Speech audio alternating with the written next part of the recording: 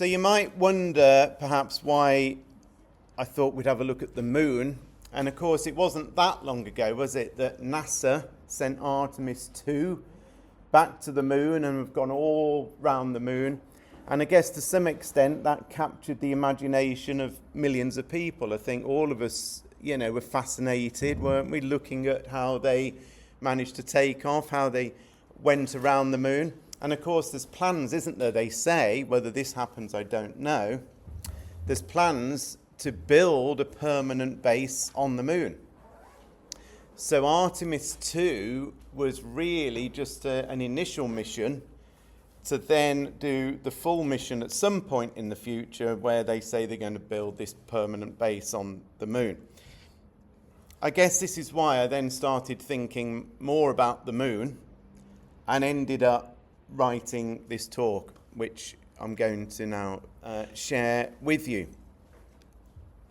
I mean, there's something that is very, very beautiful about the moon, isn't there, when you see it in the sky? It's very awe-inspiring. I've lost count of the amount of times that Angie said, come in the garden, and I've run into the garden and look at the moon. And there's the moon. I mean, I grew up in Birmingham. I mean, you could see the moon, but somehow out in the sticks, the stars and the moon seem brighter, because when you've got lots of street lights around you, somehow the sky isn't as dark as it is when you live in the countryside. I've called this talk The Miracle of the Moon, because I want us to have a look at God's perspective of the moon. And I'm going to show you some things that you probably know, and maybe some things that you don't know, because there's quite a lot that has been discovered about the moon that's quite amazing.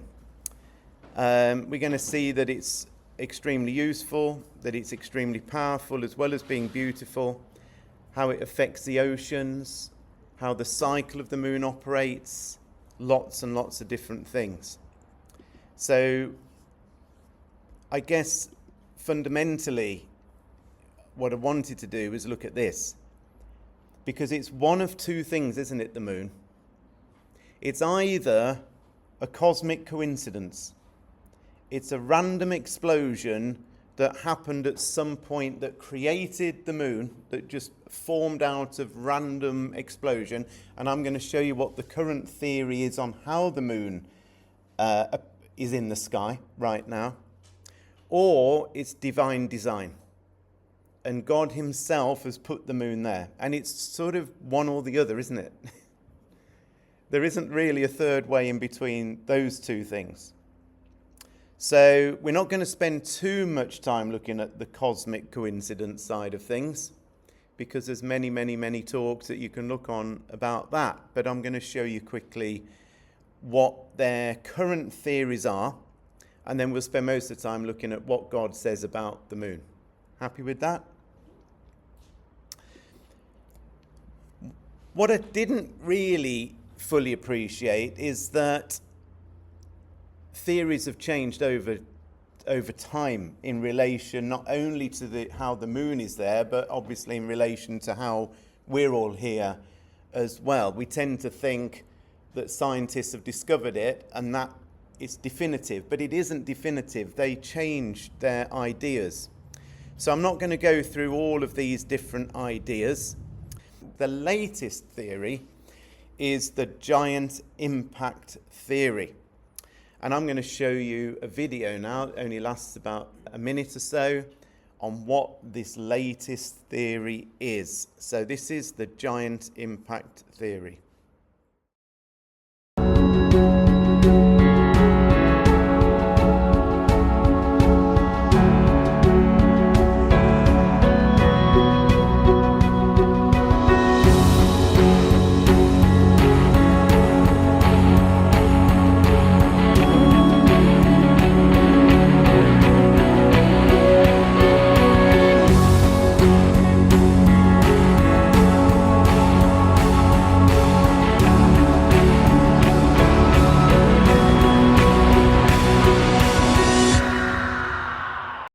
So that's a computer animated model of what they said happened. So what actually you were looking at there was a molten-looking planet Earth. Didn't look anything like we know as Earth right now, but they're saying this is billions of years ago. There's this molten rock that's Earth. And another planet ended up crashing into planet Earth, about the size of Mars. So this isn't just like an asteroid. It was something about the size of Mars that crashed into planet Earth, created that enormous explosion, and then from that giant explosion, everything like mixed up, and suddenly in the sky there was the moon. In terms of dates, there are dates that they put on this. So the Big Bang, they say, happened 13.8 billion years ago. So that's when there was nothing, and then from nothing there was this explosion. The sun formed 4.6 billion years ago, and the Earth formed 4.5 billion years ago. The collision, they say, of this Mars-sized planet that hit this planet, Earth, happened 3.9 billion years ago. So that's when that's what we just watched the computer animation of. And what I couldn't understand then was, well, okay, so they now say there's a moon and there's this molten sort of ball of rock, which is Earth. Where did all the oceans come from? What they then say is, and this isn't a talk about this next bit, but about 3.8 billion years ago, there were thousands of icy comets that then hit the Earth, which then melted and then formed the oceans. And that was 100 million years after the moon and the Earth had been formed. And they all hit this Earth and created these oceans. And then 3.5 billion years ago were the first signs of life. That is exactly what you would be told now. In fact, on the iPlayer BBC, I think it might still be on there, there was a whole thing about the moon. And that's the clip that I've played you is from the BBC documentary on how the moon was formed. So this, I'm not showing you some conspiracy theory version. I'm showing you the most bang up to date, which was put across scientifically on the BBC. We'll leave all that on one side now. Let's have a look and think about what God says happened. And God said, "Let there be lights in the expanse of the sky to separate the day from the night. And let them serve as signs to mark seasons and days and years. And let them be lights in the expanse of the sky to give light on the earth." And it was so. God made two great lights, the greater light to govern the day, and the lesser light to govern the night.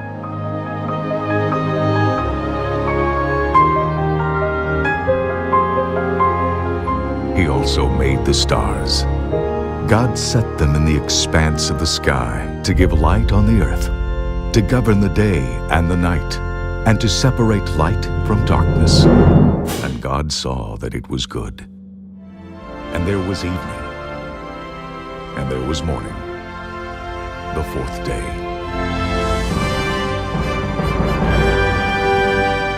Far more majestic, isn't it, to think that God is a creator there. And we've gone from a random situation of explosions to a deliberate action by God to make something perfect and beautiful that works.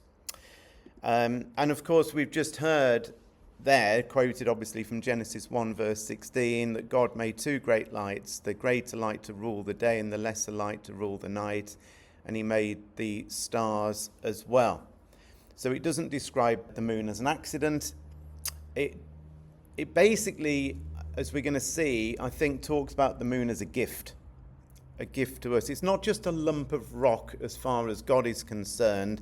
It's a sign, it's a clock, and it's a servant. It's doing lots of things that we're going to see in just a minute. And we're going to find out, of course, and I'm sure we know this, that the moon impacts tides, it impacts seasons, it even impacts the stability of the world on which we find ourselves living. In Psalm 89, verse 37, interesting little verse this, look. This is King David talking, 1000 BC. Establish forever like the moon, the faithful witness in heaven. So David calls the moon a faithful witness in heaven. Now that's an interesting thing. Perhaps we don't think of the moon as being a faithful witness, but I believe he's talking there about the moon itself being a witness, a faithful witness of God himself. Again in 1000 BC, King David wrote Psalm 8, and he says, when I consider your heavens, the work of your fingers, the moon and the stars which you have set in place, what is man that you are mindful of him, and the Son of Man that you care for him? And isn't it interesting that the first thing that he puts on the list is the moon? He doesn't say the sun. He doesn't say the stars. He says, when I look at the heavens and I see the moon and the stars. So he puts the moon at the top of the list. The moon has given great gifts to this earth. And so that's what we're going to have a few minutes looking at now, are the gifts that the moon gives to the earth through, of course, the power of God. And some of these are very simple, and some of them are quite profound. So the first gift that we're going to think about is the gift of light. It lights the sky, and perhaps, with modern technology and the fact that we can have electric lights at a push of a button, we perhaps don't appreciate it as much as perhaps we should.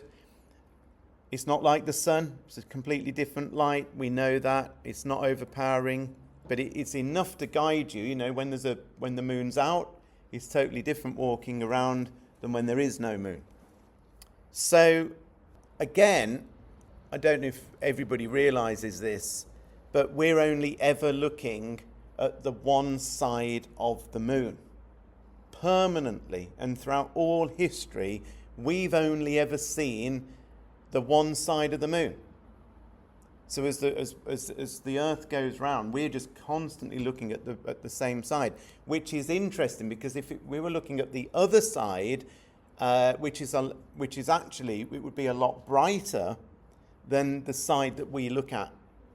So I think there's design in this as well. Let me just show you how this works. Have you ever noticed we always see the same side of the moon?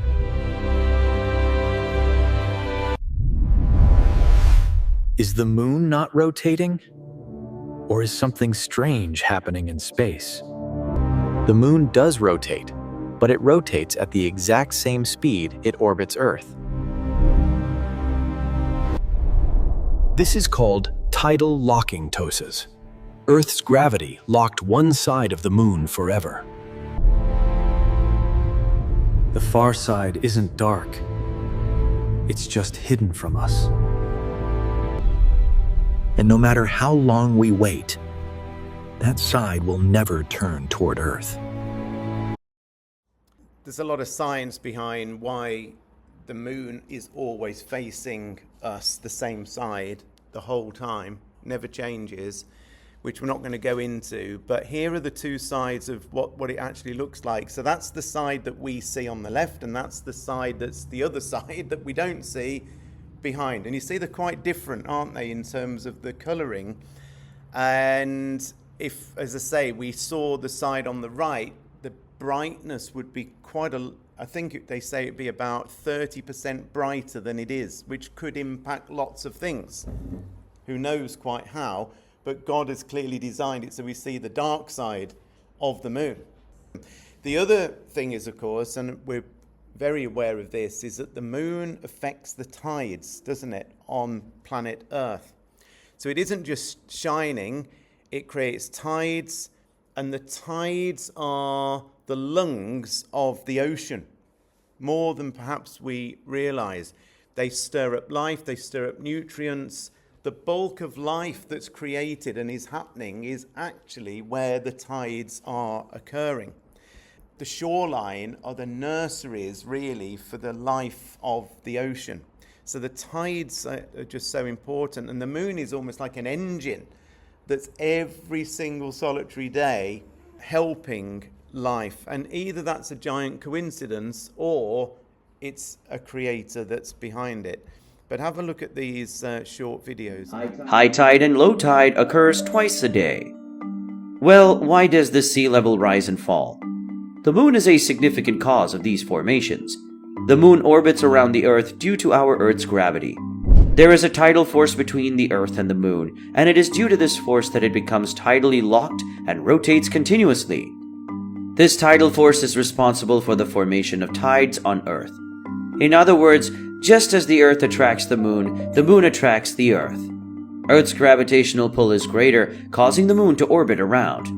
The moon's gravity is much smaller than that of the Earth's, but it has little effect on the Earth. That's bulging, which makes the Earth swell a little. Earth's surface is 70% made of water, and that water is drawn to the moon. Whichever side the moon orbits around the Earth experiences the bulging effect of the moon. High tide occurs when the bulges are high, and low tide occurs where it is low. So in 24 hours, when the Earth completes one complete rotation, high tide occurs twice, and low tide occurs twice. So it's interesting, isn't it? We go down to Padstow, as you know, quite a bit. There's an app that shows you the tidal flow, and it's an exact pattern all the time. Obviously, tides can be higher and lower, but the cycle just goes like this every single solitary day. And they know to the second, don't they, when high tide is and when low tide is. And you could forecast it thousands and thousands of years into the future because everything is working so accurately. But then I wondered, what would happen if the moon wasn't there? Supposing God hadn't made the moon, what would be the impact for us? That's quite interesting. If God has put it in place, but we removed it, what would happen? Our moon is on the move. Each year it drifts an estimated 1.5 inches further away from Earth. And in the process, Earth's rotation is actually slowing down. What if one night the moon simply disappeared? Would we miss it?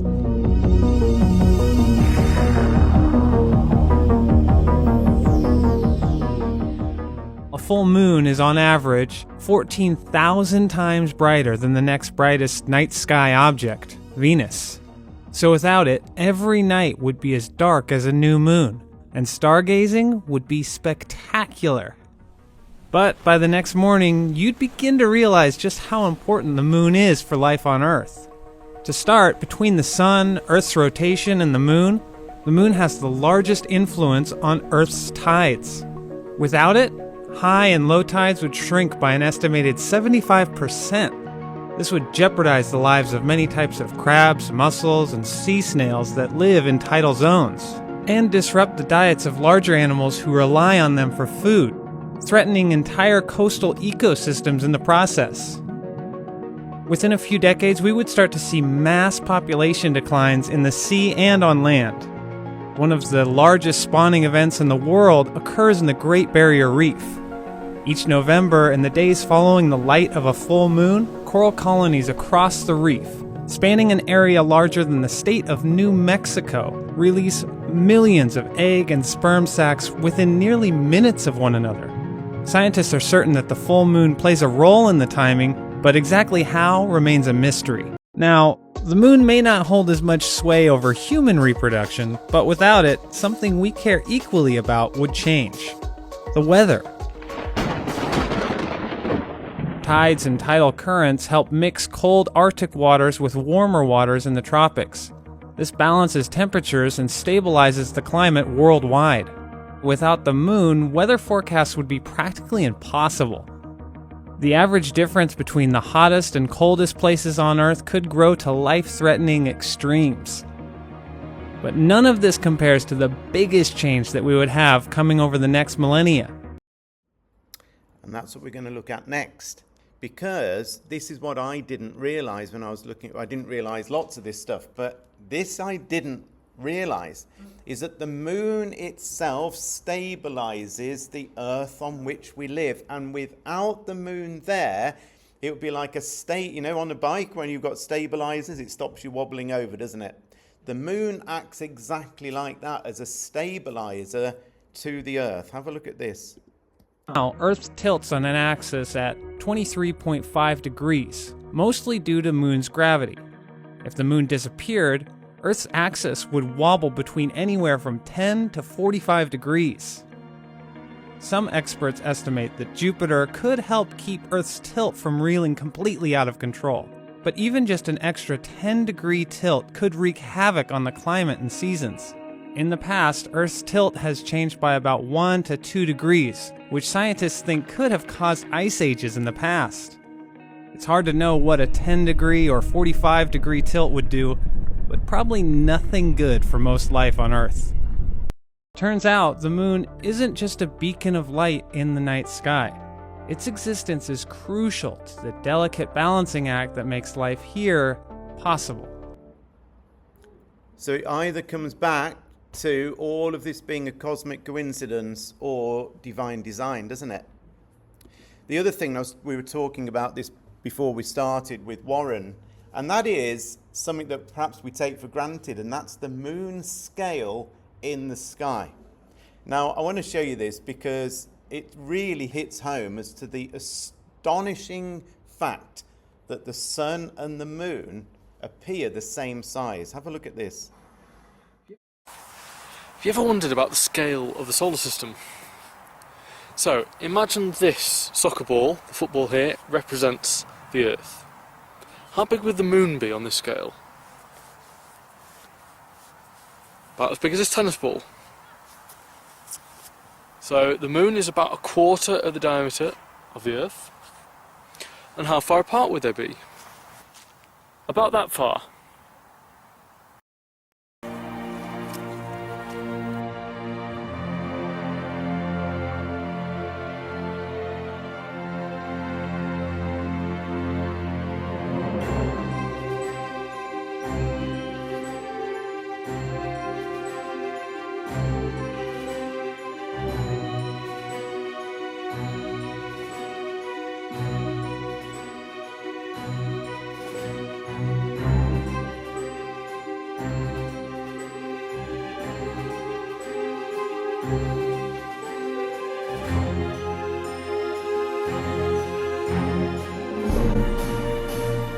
So can you still see that speck that's the moon? And that, of course, is the sun. I mean, it's just astonishingly different in size, isn't it, when you put it like that? But that's exactly the difference in scale. And yet, they're identical. And to the extent, not only are they identical, we know they are, because when you get solar eclipses, the one absolutely covers the other. I know there can be slight variations occasionally, but it is just about identical in the sky, isn't it? So I think it's something like that the sun is 396 times bigger than the moon, but happens to be 396 times further away. Now you imagine, I don't know if you were calculating the odds of a random explosion creating the moon in the way that we looked at it at the start, what would the odds be of this actually forming in the sky to be identical in size to the sun? It's got to be trillions to one, hasn't it, in a random explosion? So I just find that incredible. So every time we're looking at the moon, we should be just stopping and thinking, this is design. God's put it there, and without it, life wouldn't be probably even in existence in the way that we know it, if at all. The other bit that I thought we'd just have a quick look at just for a few minutes is, of course, the moon and biblical time, because the moon is mentioned a lot in relation to biblical time, as we're going to see. So in Genesis chapter 1, verse 14, it says, let there be light. So this is the verse after where God said, I've made the sun and the moon. The next verse says, let there be lights in the firmament of the heaven to divide the day from the night, and let them be for signs and for seasons and for days and years. So there's something to do with the sun and moon, perhaps especially, that are there to give seasons, days, and years. And in Psalm 104, verse 19, it says, he appointed the moon for seasons. We know that the moon creates seasons because we've just seen that on one of the previous videos. It actually creates the seasons because it gives and locks in the tilt of the earth. But I thought I'd just show you a quick video as to the cycle of the moon, which I found fascinating because we're all used to the moon, being a full moon going all the way down to a new moon, right? But how and why does that even work? And I found this lady that does a demonstration. Do you want to see a demonstration of how it works? Now in this model, the lamp is going to represent the sun. And of course the white foam ball is going to represent the moon. And your head is going to represent the earth. So let me show you how this works. We know that the moon orbits the earth. So in this model, I'm going to get the moon, the foam ball, to orbit the earth, my head. Notice that no matter where the moon is in its orbit, half of it is always lit up by the sun. But when the moon is in this position, I can't see any of the lighted side of the moon from Earth, my head.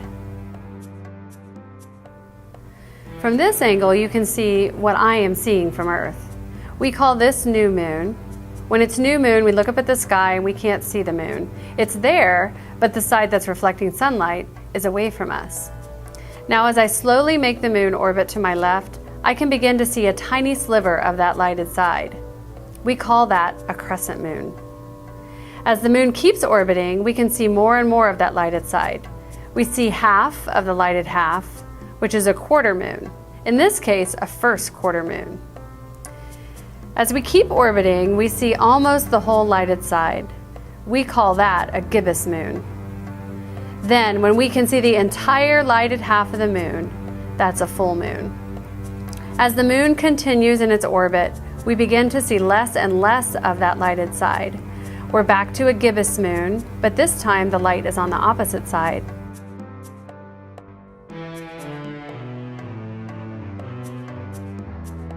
Then another quarter moon, last quarter moon to be exact. Another crescent. And finally back to new moon. And the cycle begins again. So that's quite interesting, isn't it, just to see how it's operating in the heavens. And that cycle lasts 29.53059 days. And it never varies. Always the same. Never varies at all.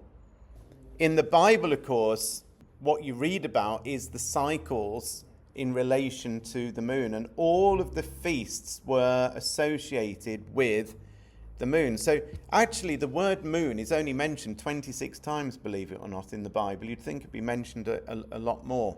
26 times in the Old Testament and 9 times in the New Testament. But the Hebrew word for month is mentioned 276 times. And the Hebrew month runs on the cycle of the moon. Does our month run on the cycle of the moon? No. Has no bearing whatsoever on the moon. The 1st of April or the 1st of whatever month isn't the start of a new moon. It's completely out of sync, and that's because we run on the Gregorian calendar, not the Hebrew calendar. But the Hebrew calendar works still on the cycle of the moon. In Numbers chapter 10, verse 10, it says, "On the day of your gladness and on your appointed feast and at the beginning of your months, they shall be to you for a memorial for God. I am the Lord your God." And all of the feasts were tied to the cycle of the moon. Most of them were at the beginning, and some might be a number of days into it, but they all were counted from a new moon's cycle, which I think is quite interesting. So God's asking every month his people to be aware of the moon and to be aware of, and to look up and to look at it. Because all of your feasts to me are all based on the cycle of the moon. And we're totally decoupled from that nowadays. Doesn't mean anything. We look at the date, we don't look at the moon. They looked at the moon to know what the date was. That's exactly what they used to do. So the law, which is obviously in the Old Testament, in Leviticus and so on, well, there were special offerings on every new moon. Additional sacrifices were required in the beginning of your months, we read. Trumpets were to be blown at the new moon. So every time there was a new moon, trumpets were blown. You imagine that? Every single solitary new moon. It was treated as sacred occasion. So when these things happened, it was a time to worship God. The Hebrew is linked to the lunar calendar. The Gregorian calendar isn't. It's linked to the cycle of the sun.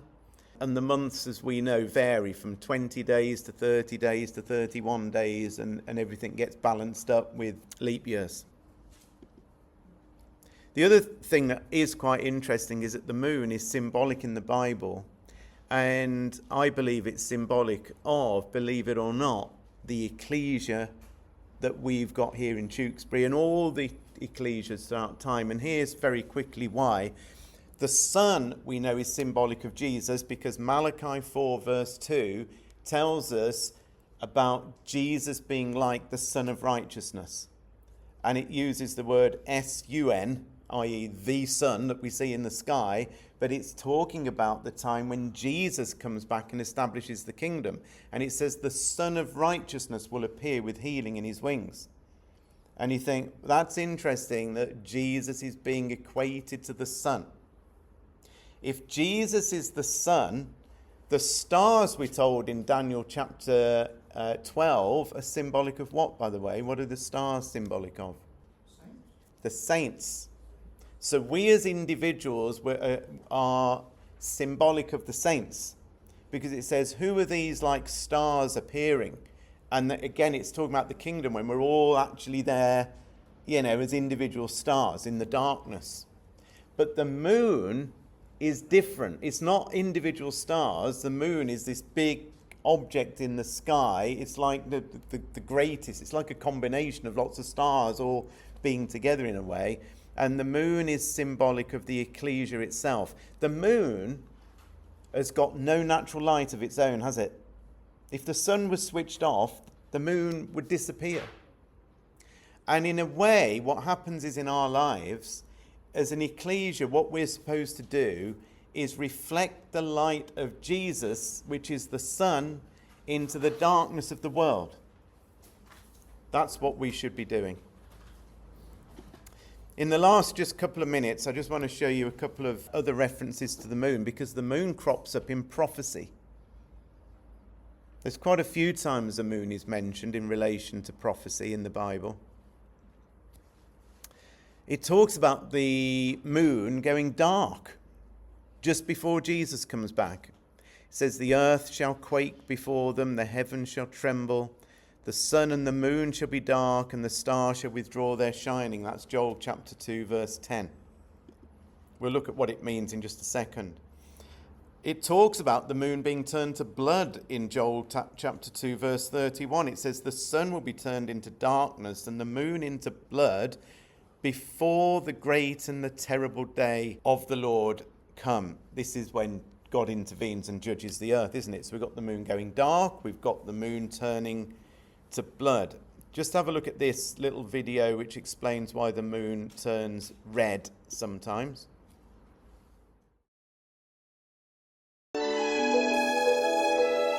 Whenever you look up at a full moon, you're seeing sunlight that's reflected off the lunar surface. So if something were to block that sunlight, say the Earth, then in theory, the moon should disappear from view. But during a total lunar eclipse, when the moon passes through the Earth's shadow, we get a red moon, not a vanishing one. So what's going on? To figure it out, let's take a quick trip to the lunar surface. This is a NASA simulation of what the Earth looks like during a total lunar eclipse. Notice the red ring around our planet. Everywhere you see that ring is either a sunrise or a sunset. And while it's true that no direct sunlight is reaching the lunar surface at this moment, Earth's atmosphere is bending the red wavelengths of light around the planet. So that redness you see during a blood moon eclipse is a combination of light from every sunrise and sunset on Earth, all happening at once. So the moon appears red for the same reason that sunrises and... So he goes on and explains a lot more about that, but we'll move on. So basically, there's this natural phenomenon where you can get, as we know, I think we've all seen them, this blood moons or red moons in the sky. Now, it doesn't take you long digging around to see these things as being warnings to the Earth. So when it talks about a blood moon and the sun going dark, or the moon turning to blood, which is what it does talk about, there's signs of judgment coming from God. It's a warning of repentance. God shaking the heavens and the earth itself being shaken is God saying, I'm bringing judgment upon the earth, and what you think is stable, I'm going to change. It's the end of human light. So basically, with the moon going dark, at the minute, we're currently reflecting light into the world. And with the moon going dark, it's God saying that era is over. And there's a new era. And we're going to just very quickly see what that is. Blood, we know, is all to do with violence and wrath and a world in crisis. So when we're reading in the last days about the sun going dark, the moon turning to blood, the moon going dark, the stars falling from heaven, it's basically God saying there's judgment coming, the time of mankind's rule is over, and I'm about to intervene and judge the earth. And the last slide is this. The Bible concludes in Revelation 21 verse 23 with this amazing verse, really, because this is talking about the time, actually not at the start of the kingdom when Jesus first comes back, but at the end of the kingdom, which is going to run for 1,000 years. This is the time when God comes and dwells here on earth with us. And at that point, look what it says. The city, it says in Revelation 21 verse 23, had no need of the sun, neither of the moon to shine in it, for the glory of God did lighten it, and the Lamb is the light thereof. You notice it doesn't say there is no sun and there is no moon. It says you don't need the sun and you don't need the moon because God's light is going to be here. God made the sun, moon and stars on the fourth day, but there was light on the first day. So the light on the first day was God's light. And now at the very end, there is God's light and we don't need the sun or moon. Now, isn't it amazing? Right now, if you walked outside and look into the sky, you can't see a single solitary star, can you? They're all there. We just forget that they're there. And then it goes dark and we see the stars. And I think the same is going to occur in the kingdom, that the sun and the moon are still there, but because God's light is so much brighter and more powerful, just as the stars disappear in the day, the sun itself will disappear. Not that it's gone and been destroyed, but purely that God's light is more powerful and more wonderful. And therefore, we're going to live in God's light. That's why the sun isn't destroyed and the stars are not destroyed and the moon is not destroyed, I don't believe. I think they're all there. It's just that God's own light is even greater. So that's the final picture. So it comes down to, as we start off by saying, there's two choices in what we see with the moon. It's either a cosmic coincidence and everything we've just looked at is just randomly happened in an almighty explosion that just so happens to have created this thing. And you realize that these incredible telescopes that they now have looked at many, many, many different galaxies far, far away and seen planets and other things. And not one single solitary other planet have they found where the moon operates in the way that our moon does, i.e. identical in size, creating tidal flows. It is utterly and completely unique. And therefore, I would say that what we're looking at is the miracle of the moon.